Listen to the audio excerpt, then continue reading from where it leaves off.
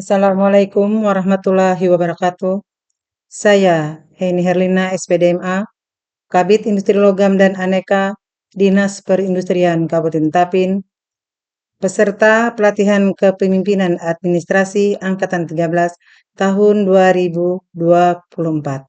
Di sini saya mencoba memaparkan tugas individu, akuntabilitas kinerja, manajemen kinerja, dan standar pelayanan kinerja bidang industri logam dan aneka pada Dinas Perindustrian Kabupaten Tapin.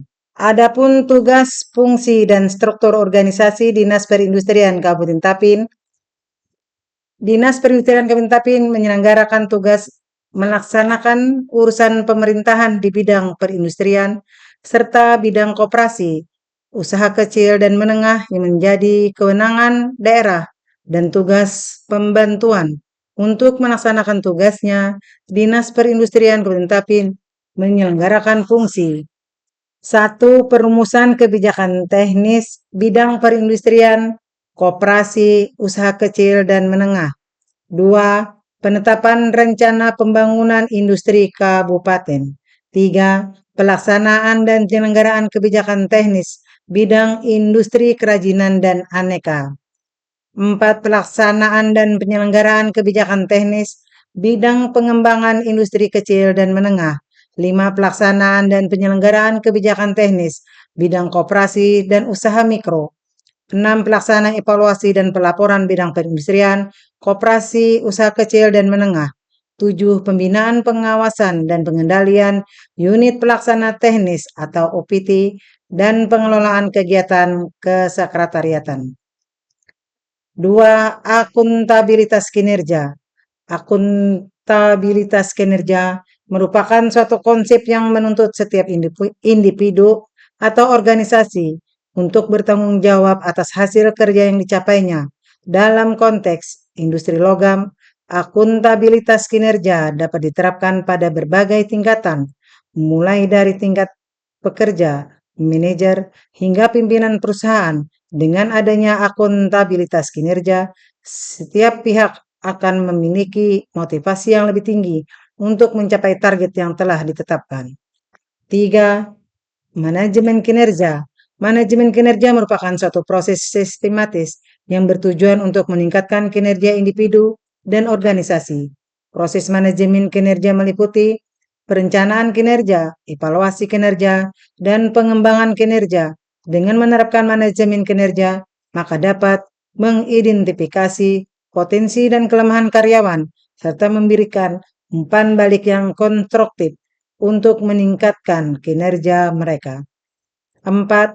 Standar pelayanan kinerja. Standar pelayanan kinerja merupakan tolok ukur yang digunakan untuk mengukur kualitas pelayanan yang diberikan oleh suatu organisasi, mencakup kecepatan pengiriman, kualitas produk, dan responsivitas terhadap keluhan pelanggan. Dengan adanya standar pelayanan kinerja, perusahaan dapat memastikan bahwa pelanggan menerima pelayanan yang terbaik dan sesuai dengan ekspektasi mereka. 5. Hubungan ketiga konsep. Ketiga konsep di atas saling terkait dan saling mendukung. Akuntabilitas kinerja memberikan kerangka kerja untuk memastikan bahwa setiap individu dan organisasi bertanggung jawab atas kinerja mereka. Manajemen kinerja menyediakan alat dan proses untuk mengelola kinerja secara sistematis. Sementara itu, standar pelayanan kinerja memberikan tolok ukur yang jelas untuk mengukur kualitas pelayanan yang diberikan. 6. Penerapan di Dinas Perindustrian. Dinas Perindustrian sebagai lembaga pemerintah yang bertugas mengembangkan industri memiliki peran yang sangat penting dalam mendorong penerapan akuntabilitas kinerja, manajemen kinerja, dan standar pelayanan kinerja di sektor industri logam. Kesimpulan, penerapan akuntabilitas kinerja, manajemen kinerja, dan standar pelayanan kinerja merupakan langkah penting untuk meningkatkan efisiensi dan daya saing industri logam. Dengan adanya sistem yang baik, perusahaan dapat mengidentifikasi masalah, mengambil tindakan perbaikan, dan mencapai tujuan yang telah ditetapkan. Peran pemerintah, khususnya Dinas Perindustrian, sangat krusial dalam mendorong penerapan konsep-konsep tersebut. Demikian paparan yang saya sampaikan. Untuk itu saya mungkin minta masukan yang sifatnya membangun. Saya akhiri dengan Wassalamualaikum warahmatullahi wabarakatuh.